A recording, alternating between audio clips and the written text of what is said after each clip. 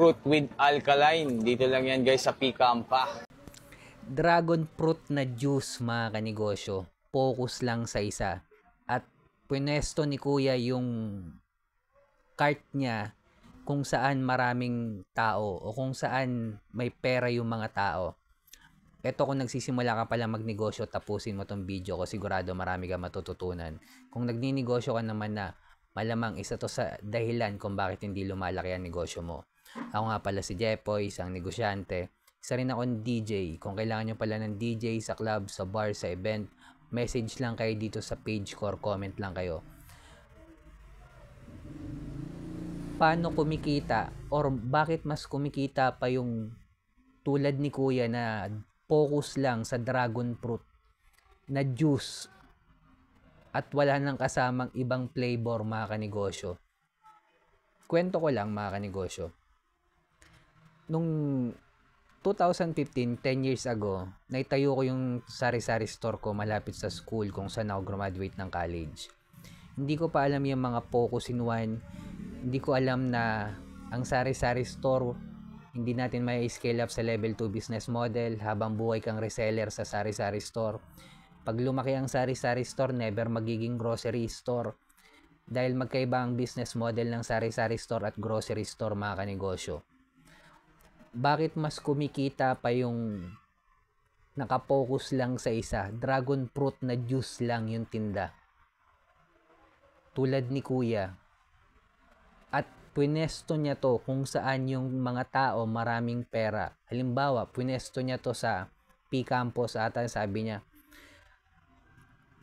na kung saan maraming tao or yung dumadaan na tao ay sobrang dami. Kaya bukod sa nakapokus sa isa si Kuya, mas kumikita pa yung negosyo niya dahil sa pwesto niya. Mga kanegosyo, huwag kayo malito.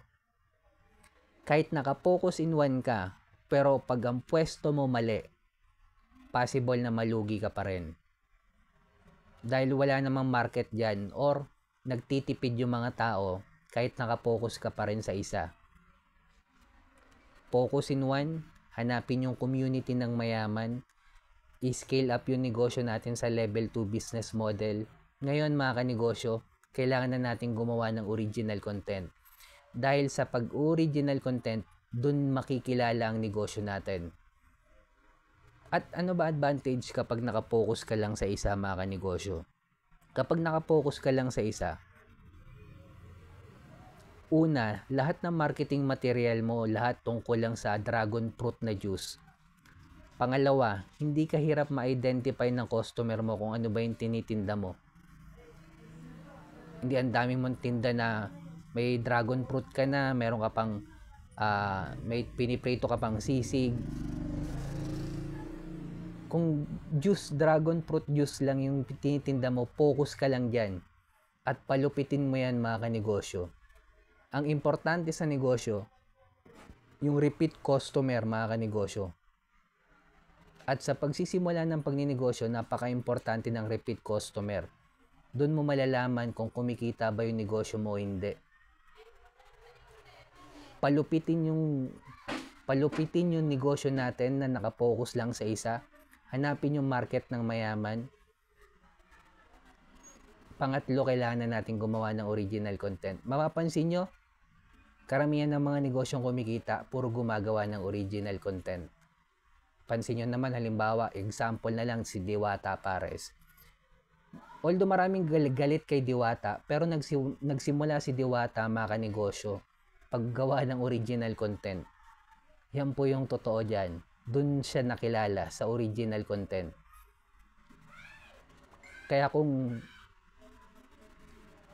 umabot ka sa dulo na video na to, subscribe ka naman sa akin, heart mo na rin to, comment ka lang, sabihin mo dragon fruit na juice.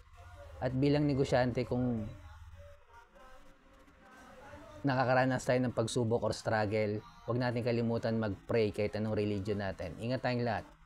Peace.